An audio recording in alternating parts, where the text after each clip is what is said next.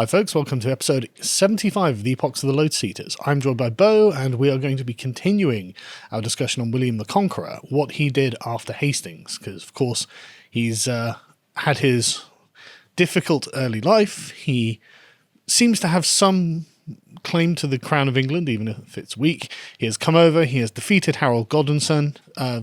Fortunately for William, Godwinson died at the battle, so that's that problem solved. And now he just has to bring England to heel. Right, which is no small feat. And in fact, one of the French chroniclers, I think William of Jumièges, says, after the Battle of Hastings, all England was conquered. And everyone at the time, and all, obviously, modern scholars, don't even laugh at that. It's risible. It's absolutely risible, because the next 20 years, William goes on to live for another 20-odd years, is just lots and lots and lots and lots of rebellions. That's what this story is going to be about.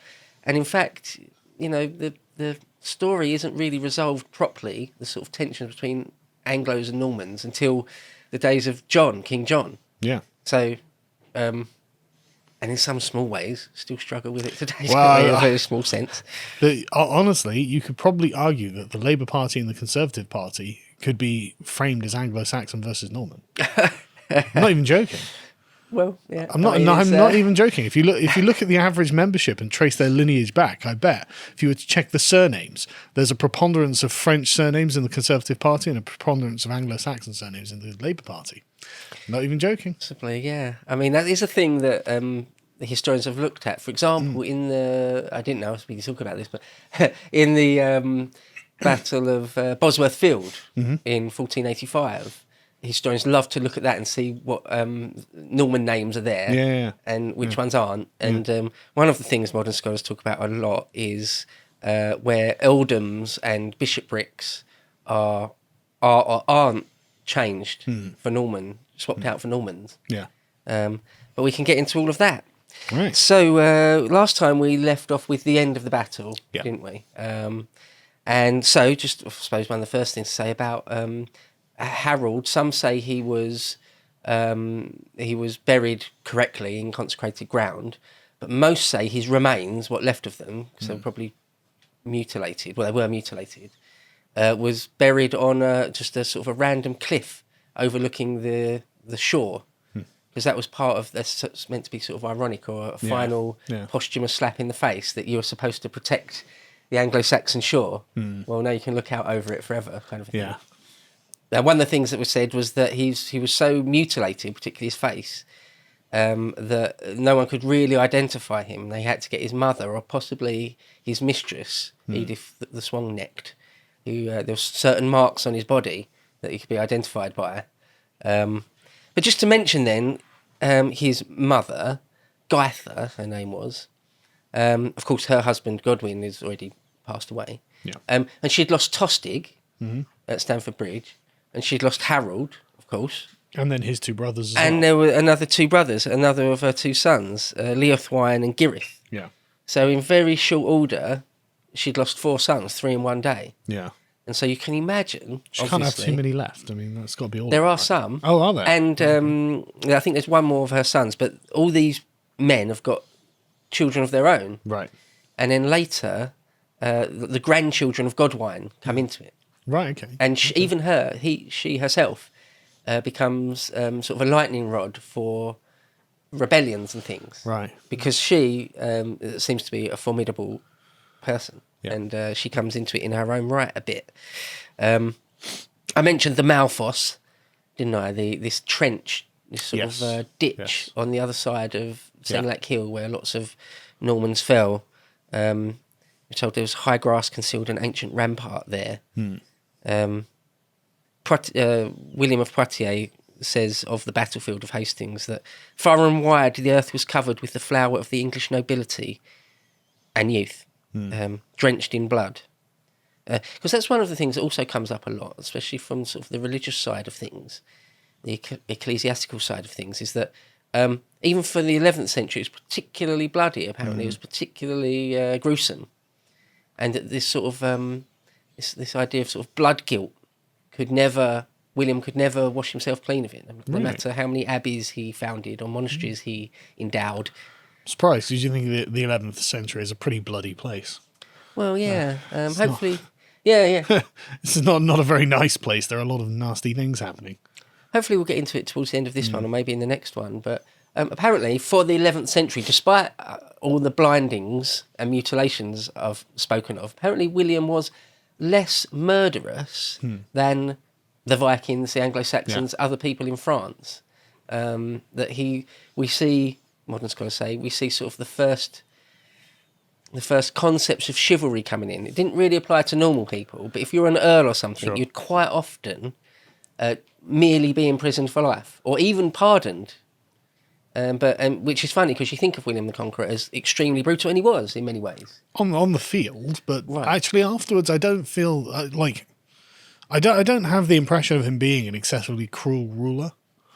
No. Even though he kind of was, actually. By our standards, insanely cruel. Obviously, but by those standards, he could have been worse. But we'll get into that. Because sometimes he's capricious, though. I'll say that. Yeah. You never really knew what he might do, what mood he might be in. A bit like Alexander. We've said this before about Alexander, haven't we? If you catch him in the wrong mood, you're in trouble. Yeah. Catch him in the right mood, he's unbelievably clement. he's like that. He really is a bit like that, because none of these things are really written in law. You know, he's the king. Right. 11th century king. Yeah. It's not like say in the 18th or 19th century. There's law, and the king can't do what he wants. The king has to abide by the laws of the land. No, this is long before that. Yeah. And we're told that William does, though, leave a lot of dead on the field at Hastings, sort of deliberately, as another kind of slap in the face. Yeah. Presumably to intimidate the English. Yeah. And Poitiers says that the bodies of the English dead, were left to be eaten by worms and wolves, by birds and dogs.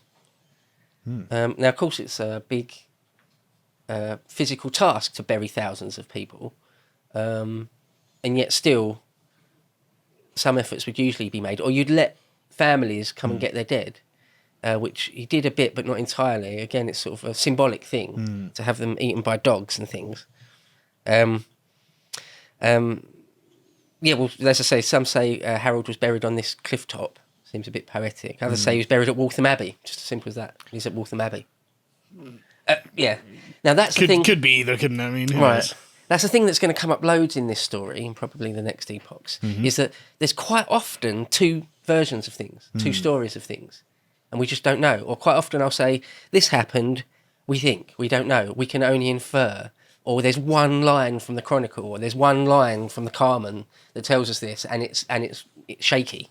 It's the way it is. Yeah. So just to say on that, as I usually do fairly early on, about the sources and sort of the historiography of it, we are quite, although there's a fair bit, we're certainly not sort of flying blind by any stretch of the imagination. We are still, though, there is still relatively a dearth of information. So even 100 and 150 years after this, we've got tons more. We've got so much more. One of the things I've said in one of my other videos on my channel, I've certainly said it before, but I'll say it again because it's sort of a perfect thing to say right now, is that in the age of like Edward the First and Second and Third, we know from sort of bureaucracy, from rolls, the royal rolls and things, we sort of know, historians can sort of piece together, researchers can say sort of exactly where they were and what they were doing. Yeah. For William the Conqueror, it's like 20-odd times in 20 years, you can say, right, he was here on this date doing this. And the rest of it is all sort of up for grabs, so to speak. Yeah. What they would have is charters, quite often a Christmas charter or an Easter charter, or a writ, a royal writ. And it's signed by William himself and some of his entourage so at a certain place, and it's dated. Yeah. And other than that, it's all sort of shrouded a little bit in mystery is a bit much, but you know, it's opaque. Well, it's in the fog of history, isn't it? Yeah. Yeah. And it's interesting you point out that only a few hundred years later, actually, the records that we have are amazing. Like we know all of the names of Henry V's soldiers. We have the royal muster rolls, and how much they were paid and how many of them were, even down, like I said, to their names. And it's like, that is an incredible level of bureaucracy that is been preserved, but it speaks to the historical continuity of the place, doesn't it? Yeah, and there's a few leaps up in it. So, for example, in the age of Henry II, which isn't long after this at all, No. there seems to be a big jump in sort of paperwork. And then Edward III, and then by the time of Henry V, sort of the very early 15th century, we know everything, almost. Well, that's an exaggeration, but like you get the names of individual peasants, like Davy Gam, a Welsh archer. We know exactly what he did and how much he was paid, where he went and when, and all of it. Yeah, it's amazing, isn't it? Yeah. And so here were some of the same old names: Aldrich Vitalis, William Poitiers, William of Malmesbury, John of Worcester, Simeon of Durham comes up, a churchman. There's the D&E Chronicle. We've got. I mentioned one of his sort of main churchmen, a Lanfranc. He sent lots of letters back and forth with the Pope, Right. Okay. Alexander, and a lot of them survive incredibly. Right. Yeah. So we've got Lanfranc's letters, Right. which is incredible because it's someone speaking directly to us Yeah. from the 11th century, Yeah. which is for historians absolute gold dust. Yeah. There's a few other Henry of Huntingdon, and there's also the Domesday Book, which will start coming into it because not long after this, people can start. Because the Domesday Book is until the 1080s. It's only a couple of years before William dies. Yeah, it's quite a long time off from. Yeah, but you can still say, it says this in the Domesday Book, so we can sort of extrapolate that even 20 years before or 100 years before, it must or must not have been the case that X, Y, Z. We can start doing that. Anyway, that's the job of the historian. All very interesting to me, but we'll leave it there because it's not everyone's cup of tea, that sort of thing. Okay. So William is now, at least in his own mind, or in the minds of his followers, is the King of England. He's just killed the King of England, won a giant, sort of fairly obviously decisive pitched battle, and yet nothing's over. He controls the southeast of England. Yeah. That's it, really. Not even in London. No, especially not in London, actually. So loads of the survivors, and there were a few thousand at least survivors from Hastings, go back to London. And then there was also the brother earls of Mercia and Northumbria, Edwin and Morcar, finally reached London about this time. So apparently the streets of London are sort of still thronging with Anglo-Saxon warriors, another whole army to some degree, to some extent. So, absolutely nothing's over. And London, even then, was sort of strongly girded, as they say. Well, yeah. It's got walls, big, strong, Everything. impenetrable walls. Yeah. London is absolutely a formidable task to try and take it. And so William and as I say, his entourage, some of the main people is William Fitzosborne is one of the main architects, they keep saying, and his own half brother Odo of Bayeux, Bishop of Bayeux. There's a few others. They sort of have to make a decision. Are we going to try and besiege London, sack London? And they realise it's not really possible. Mark Morris says that William... not Mark Morris. One of the original chroniclers said that William, quote, preferred to act more moderately. Well, it's because you might have lost. Yeah. But also there, it's true, it's okay, but also kind of nonsense because everything William's doing here is not moderate. No. There's nothing moderate about any of this. No, but it's maybe calculated risk management, but it's not moderate. Yeah, I mean, yeah. Excuse me. I think prudently would have been a better word to use there.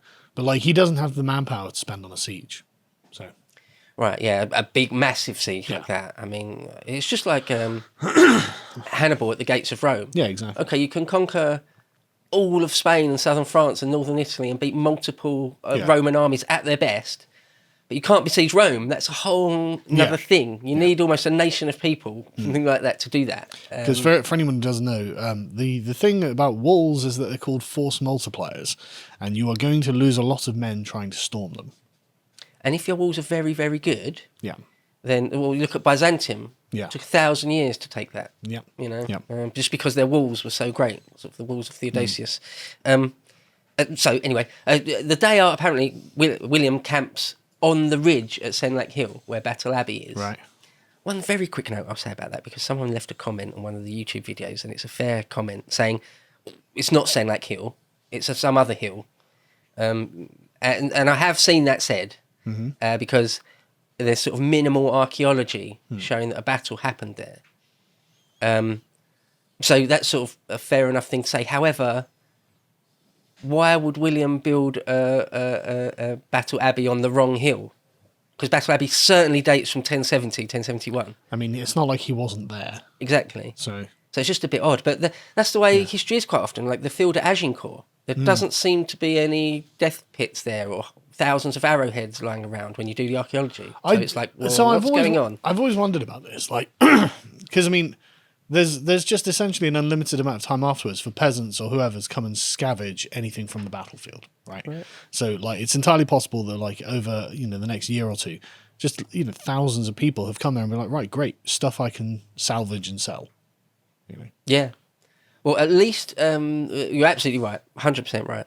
Ravaging the bodies for anything valuable, that's absolutely de rigueur. That's absolutely what would happen after every battle, is that anything at least of value is sort of taken away, sort of straight away, really. Yeah. Like There's that no reason day to or the leave next it. day. Yeah, right. Yeah, you're leaving money on the table, so to speak. Yeah, yeah. Why would you do that? But we're told the very next day is something like a chase, and that's always bloody, isn't it? But we're also told the Normans suffered a bit because the remaining Anglo-Saxons do something like a fighting retreat. I hesitate to call it that, but there's still a lot of blood. It was Mark Morris who said that the next day, perhaps as many people died as in the battle. Really? Yeah. Bloody hell. So it seems like we can only really infer it's sort of a very chaotic thing. Anyway, eventually, William and his army. Sorry, I'm jumping ahead slightly. So William we're told, was preferred to act moderately. And so he waits sort of around the southeast coast of England for a while, like a good couple of weeks. And he expects the great men, the remaining magnates, to come to him and bend the knee. And he waits and no one turns up. You can sort of imagine from his point of view and his camp are like, really? We thought this is done, we thought we'd, Yeah. The king's dead. We've defeated you in a big battle. Come on, just come and surrender. But they won't. No.